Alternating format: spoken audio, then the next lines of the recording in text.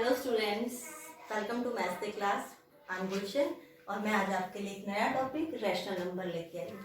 देखिए, rational number में ये आपका सीबीएसई के पैटर्न बेस्ड आपका 6th 7th 8th क्लासेस में भी है। इवन ये जो बेसिक कंसेप्ट है आपका 9th 10th में सारा यूज होता है, लेकिन चैप्टर वाइज ये 7th 8th का मेन टॉपिक है। देखिए, रैशनल नंबर पे जाने से पहले मैं आपको कुछ बेसिक टर्म्स यहाँ पे कराऊंगी। आपको पता होना चाहिए कि आपका नेचुरल नंबर क्या होता है। नेचुरल नंबर, देखिए नेचुरल नंबर क्या होता है, वो नंबर जो आपका स्टार्ट हो 1 से 1 2 3 4 अप टू n तक। ये क्या होता है बेटा? नेचुरल नंबर होता है स्टूडेंट्स आपका। ठीक है, नेचुरल नंबर वो नंबर जो आपका 1 से स्टार्ट और अप टू n तक, वो कुछ भी हो सकता है। ठीक है, सेकंड है आपका होल नंबर। होल नंबर, ठीक है, होल नंबर में क्या है आपका? वो सारे नेचुरल नंबर प्लस 0। ठीक है, तो होल नंबर क्या हो गया आपका? जो नंबर 0 1 2 3 जिस नंबर के अंदर 0 भी इंक्लूडेड हो अप टू n तक, वो सारे क्या होंगे? होल नंबर होंगे, यानी कि 0 प्लस नेचुरल नंबर क्या होते हैं? होल नंबर होते हैं। अब आपका है third one is integer number. Integer number 8th class में आपका एक्सरसाइज भी है पूरी इंटीजर नंबर के ऊपर कि आपको रिप्रेजेंटेशन करके दिखाना है उनका। इंटीजर नंबर में क्या है? देखिए 0 1 2 3 अप टू n, ये तो आपका क्या है? होल नंबर है। ठीक है, इसके इधर आप क्या आएंगे? -1 -2 आपका अप टू -n। तो इंटीजर नंबर में क्या है? माइनस वैल्यू भी इंक्लूडेड होती है आपकी होल नंबर के साथ साथ, यानी कि -n से लेके +n तक सारा का सारा क्या है आपका? इंटीजर वैल्यूज होती है। जी वो वैल्यूज जो इंटीजर नंबर होंगे वो माइनस और प्लस दोनों वैल्यूज कंटेन करेगी। ठीक है, 0 आपकी ना नेगेटिव होती है ना पॉजिटिव होती है, ये न्यूट्रल वैल्यू होती है। देखिए, अब ये था कुछ बेसिक रैशनल नंबर के बारे में, छोटी छोटी मगर मोटी बातें। अब आपको मैं रैशनल नंबर का कराऊंगी। रैशनल नंबर आपको पहले डेफिनेशन कराएंगे, उसके बाद इसके टर्म कंडीशन सारा स्टेप बाय स्टेप आप वीडियो को एंड तक देखेंगे तो आपको रैशनल नंबर के बारे में बिल्कुल क्लियर इमेज आपके माइंड में सेट हो जाएगी। देखिए, रैशनल नंबर,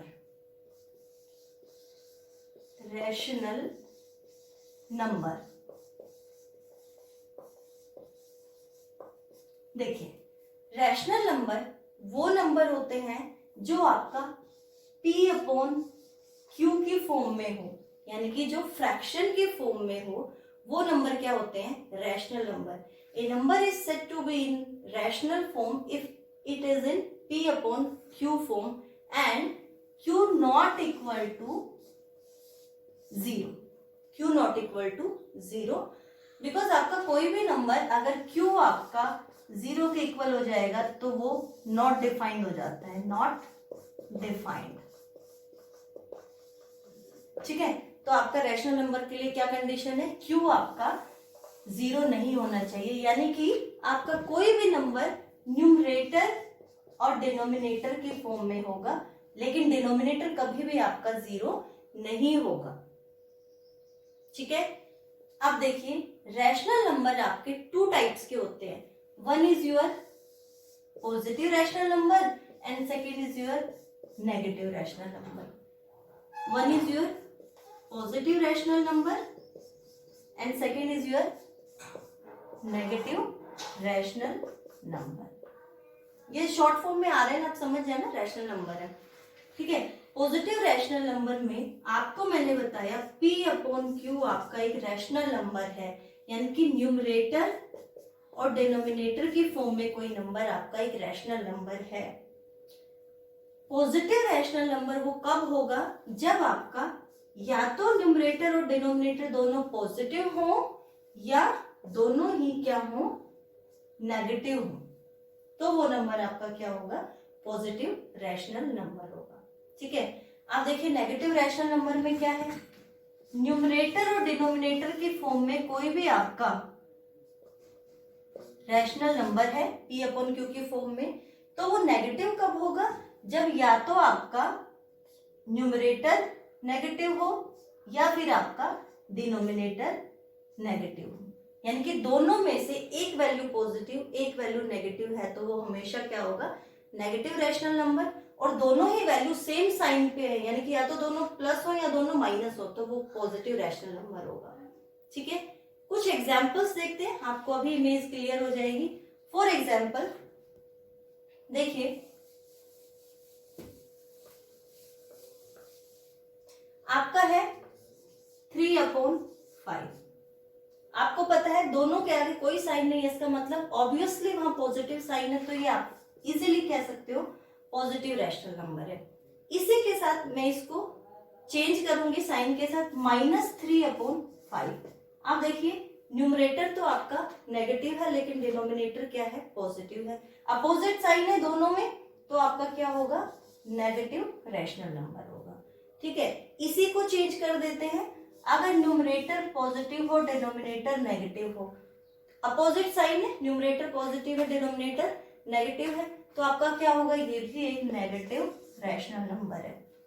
आप इसी को और साइन प्रोसेस क्या चेंज हो सकता है आपका, कि दोनों ही न्यूमरेटर और डिनोमिनेटर दोनों ही क्या हो, आपके नेगेटिव हो, तब क्या होगा, ये नेगेटिव साइन से नेगेटिव साइन न्यूमरेटर डिनोमिनेटर में कैंसिल आउट हो जाएंगे, आंसर आएगा आपका 3/5। तो ये भी क्या है, पॉजिटिव रैशनल नंबर है।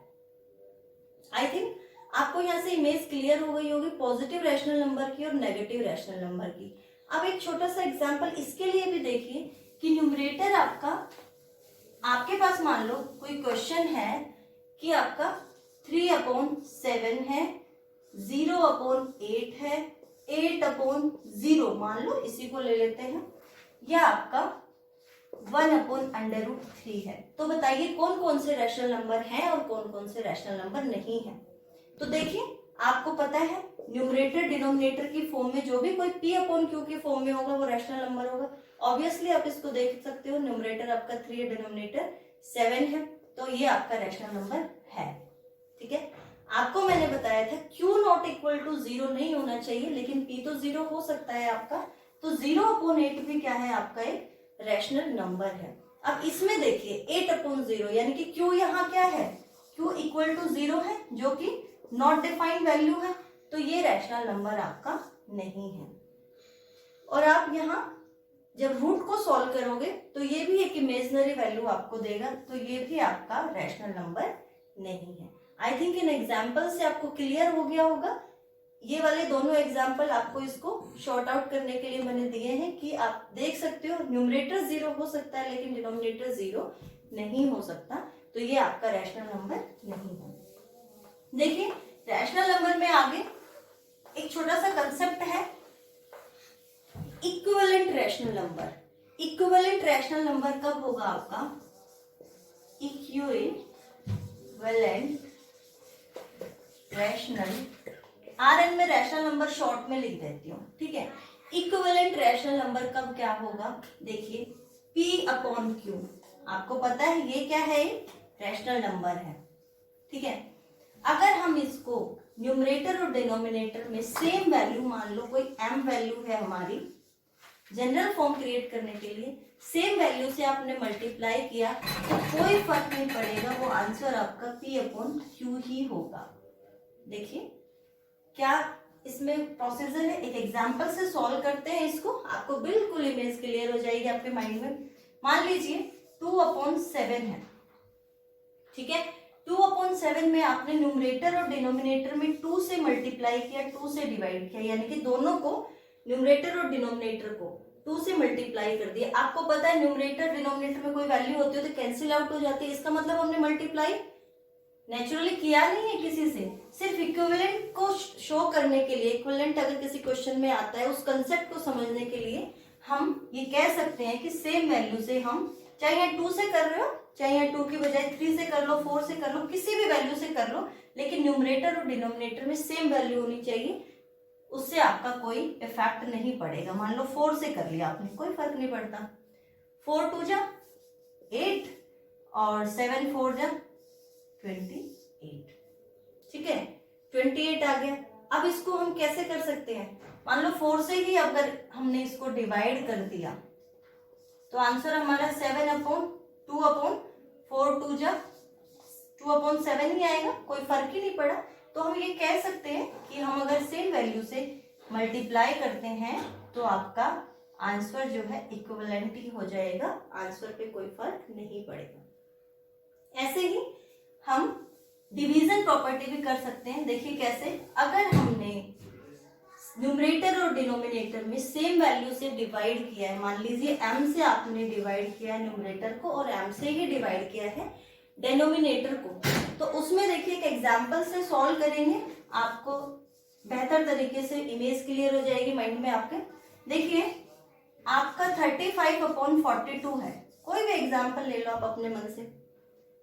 इसको एक ऐसी वैल्यू से डिवाइड करेंगे जो आपका शॉर्टेस्ट फॉर्म में दे दे। मान लो 7 से डिवाइड कर दिया न्यूमरेटर में, 7 से डिनोमिनेटर में। अब क्या होगा, 7 5 जा 35 और 7 6 जा 42। आपका शॉर्ट फॉर्म में क्या आ गया, ये स्टैंडर्ड फॉर्म में 5/6 वैल्यू आ गया। तो हम ये कह सकते हैं कि अगर हम इन दोनों को प्रूव करना हो इक्विवेलेंट, क्वेश्चन ये हो कि इन दोनों को इक्विवेलेंट प्रूव करना है, तो आप क्या करोगे, इसको आप 7 से डिवाइड करने पे 7 5 जा 7 6 जा, ठीक है, तो आपका ये किसके इक्वल आ गया, इक्विवेलेंट प्रूव हो गया, 7/6 7/6। चलिए देखिए, आई थिंक आपको ये कंसेप्ट क्लियर हो गया होगा। इसके बाद एक इस चैप्टर में आपका थर्ड कंसेप्ट है एब्सोल्यूट वैल्यू। देखिए ये आपका 7th और 8th में दोनों में ही चैप्टर है और मैंने इस तरह से कराया है कि दोनों क्लासेस का कंबाइंड ये आपका सारे के सारे टॉपिक में इसमें इंक्लूड कर दूं और आप इसके बाद इस वीडियो के बाद क्वेश्चन ट्राई करके देखिए, आपको बेहतरीन तरीके से समझ भी आ जाएगा और आप इजीली क्वेश्चंस को अटेम्प्ट कर पाएंगे। एक है आपका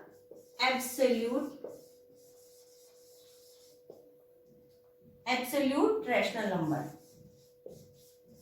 इसमें देखिए क्या है, मान लो कोई रैशनल नंबर आपका p/q कोई रैशनल नंबर है, उसकी एब्सोल्यूट वैल्यू आपको निकालनी है। इसका मतलब क्या है कि आप उसको p/q का मोड आप कर देंगे, दो पैरेलल लाइंस इस पे लग जाती है। इससे क्या होता है कि आपका साइन इग्नोर हो जाता है। मान लो कोई -3/7 है, इसका आपने एब्सोल्यूट वैल्यू निकालने के लिए मोड कर दिया, तो आपका आंसर क्या होगा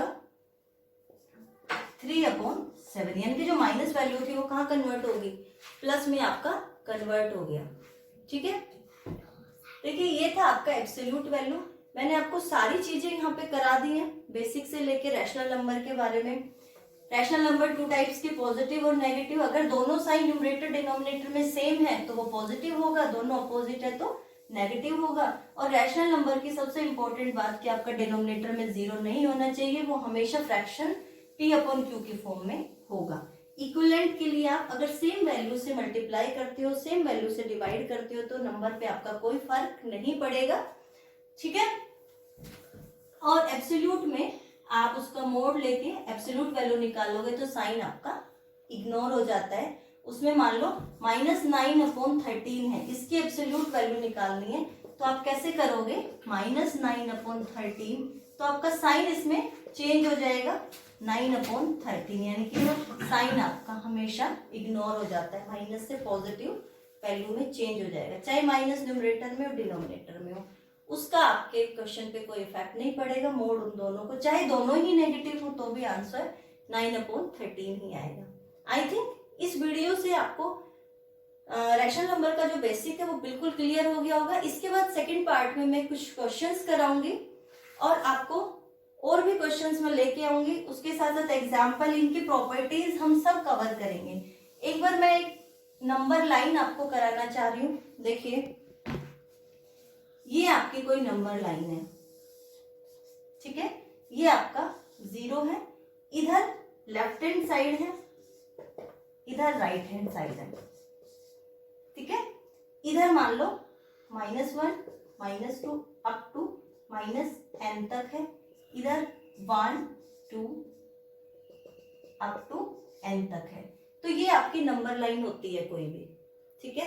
लेफ्ट हैंड साइड में सारे के सारे नेगेटिव वैल्यूज होती है, राइट हैंड साइड में सारी की सारी पॉजिटिव वैल्यूज होती है। और जीरो आपका जो होता है न्यूट्रल होता है, ना वो पॉजिटिव होता है ना वो नेगेटिव होता है, वो न्यूट्रल वैल्यू होती है, ठीक है। मान लो क्वेश्चन आ जाए आपके पास, ये क्वेश्चन है 8th क्लास में भी है, 7th में भी है, आप इजीली सॉल्व कर पाएंगे। अब इसको देखिए एक बार, मान लो आपके पास क्वेश्चन आ जाए कि -3 को आप -3/5 को आप उसमें नंबर लाइन में शो करके दिखाइए। तो कैसे करेंगे, क्वेश्चन -3/5 है, आपको पता है कि वैल्यूज किस साइड आएंगी, माइनस की साइड आएंगी 0 से, तो आप नंबर लाइन चाहे पॉजिटिव साइड में देखिए 1 2 3 4 5 1 2 3 4 5 डिवाइड कर दीजिए इनको सभी को 5 से, सबके आगे माइनस साइन हम लगाएंगे क्योंकि हमारा क्या है, ये नेगेटिव साइड है। अब देखिए 5 से 5 कैंसिल आउट हो जाएगा, आप यहाँ लिख सकते हो कि ये क्या है आपका -1 तक है, ठीक है। आपको -3/5 देखना है, आप कितने स्टेप चलेंगे 1 2 3 और यहाँ पे फाइनली आपको -3/5 मिल गया। तो यही आपका वो डेस्टिनेशन है जो आपको फाइंड आउट करना था। मान लो ए कोई पॉइंट है -3/5, तो ऐसे रिप्रेजेंटेशन के लिए आपके बहुत सारे क्वेश्चंस आते हैं। मान लो आपको 4/5 रिप्रेजेंट करना है, ठीक है, तो वो आपका पॉजिटिव साइड में होगा। यहाँ से 1 2 3 4 5 सबको डिवाइड कर देंगे, ये आपका 5 से 5 कैंसिल होकर यहाँ क्या आ जाएगा 1 आ जाएगा। अब देखिए आपका क्या है 4/5 पॉजिटिव साइन है, तो ऑफ कोर्स आप पॉजिटिव डायरेक्शन में ही उसको देखेंगे। और ये आपका 1 2 3 4 स्टेप पे आपको 4/5 मिल गया, यही आपका क्या है डेस्टिनेशन पॉइंट है जो आपको 4/5 आपको नंबर लाइन पे रिप्रेजेंट करना था।